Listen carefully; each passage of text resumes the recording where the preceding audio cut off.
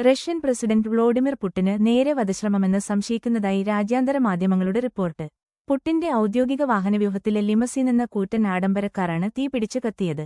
അതും തലസ്ഥാനമായ മോസ്കോയിലുള്ള രഹസ്യാന്വേഷണ ഏജൻസിയുടെ കേന്ദ്രത്തിന് മുന്നിൽ വെച്ചും.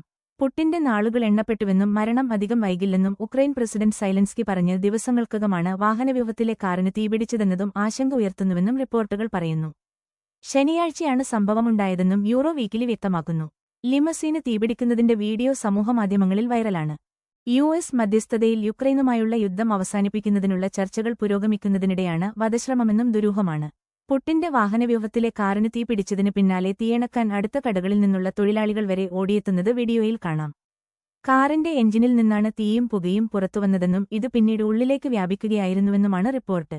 കനത്ത പുകയാണ് കാറിൽ നിന്നുയർന്നത്. കാറിന്റെ മുൻഭാഗം അഗ്നിബാധയിൽ ഏറെക്കുറെ പൂർണ്ണമായും കത്തിനശിച്ചു. സംഭവസമയത്ത് കാറിനുള്ളിൽ ആരൊക്കെ ഉണ്ടായിരുന്നുവെന്നത് സംബന്ധിച്ച് വ്യക്തതയില്ല.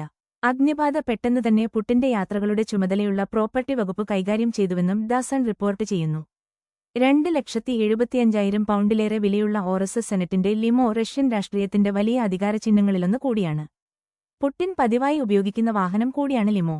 ഒറ്റ ചങ്ങാതിയായ കിം ജോങ് ഉന്നിന് സമ്മാനമായി നൽകിയതും ഒരു ലിമോയായിരുന്നു.